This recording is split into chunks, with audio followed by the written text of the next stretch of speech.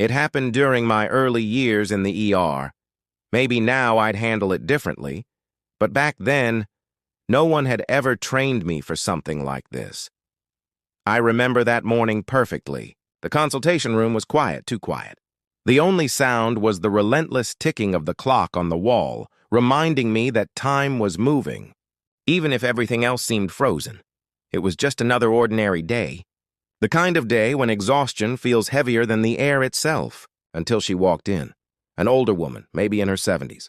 She moved slowly, dragging her feet, as if every step was a burden. She clutched a worn fabric bag tight against her chest, holding it like it was worth more than gold. Her eyes were red when she looked at me, but she didn't say a word. She just sat down in front of me, silence. Long, uncomfortable silence. She didn't greet me, didn't explain anything.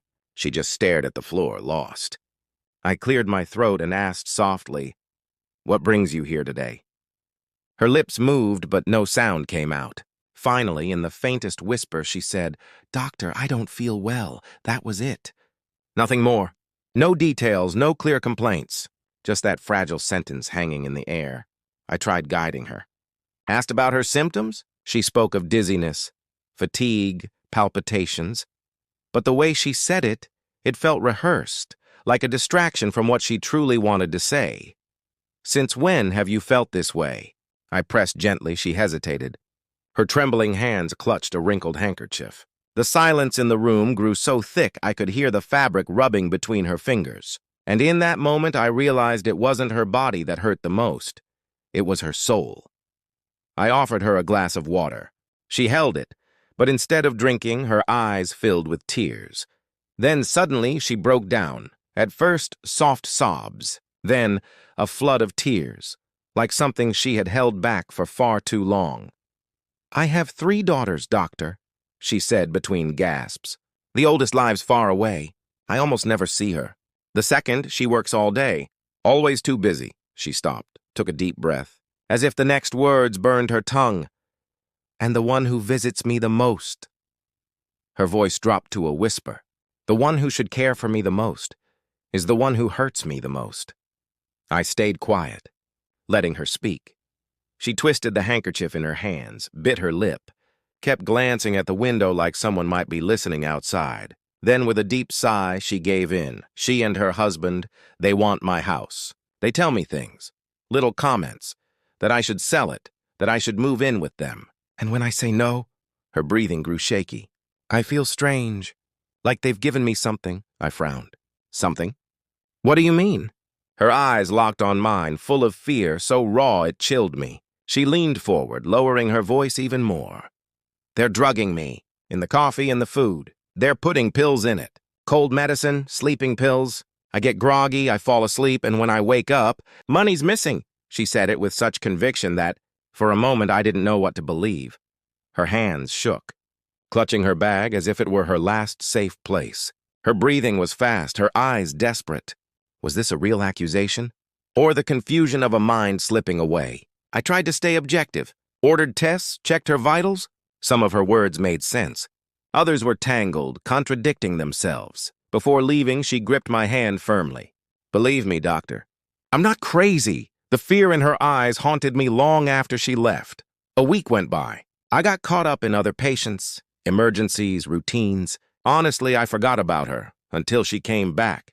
She walked in clutching the same bag, but this time she looked worse. Her face was gaunt, her lips cracked, dark circles under her eyes so deep they looked permanent.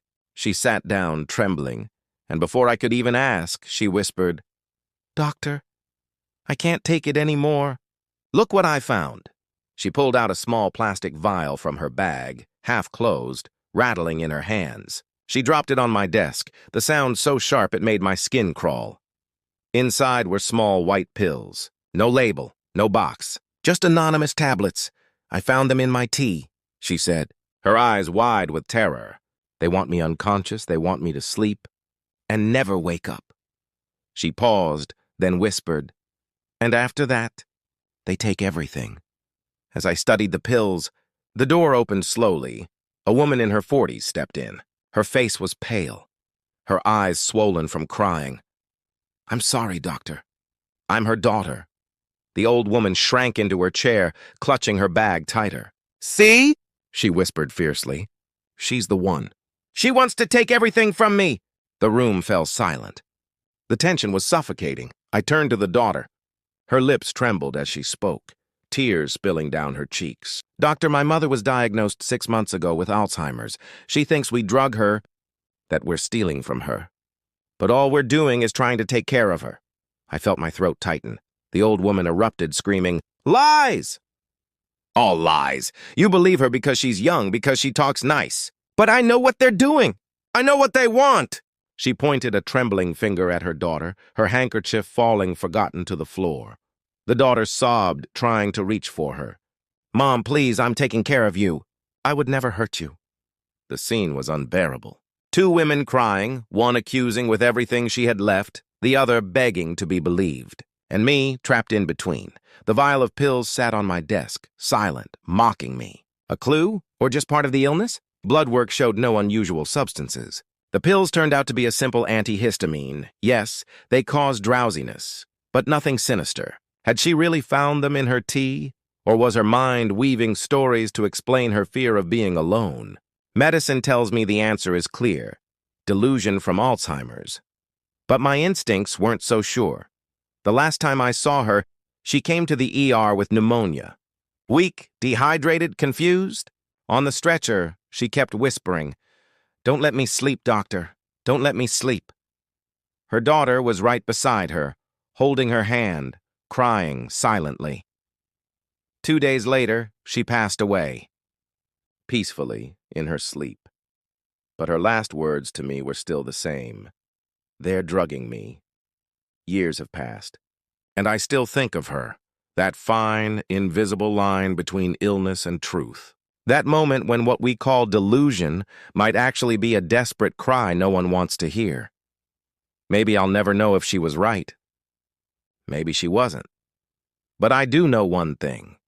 When a patient looks into your eyes and pleads, "Believe me, doctor, that echo never fades." Let me know what you think in the comments below. I read every single one, and sometimes your own stories inspire the next video on this channel. If this story moved you, don't forget to hit the like button. It really helps more people find these videos. And of course, subscribe and turn on the notification bell so you won't miss the next story.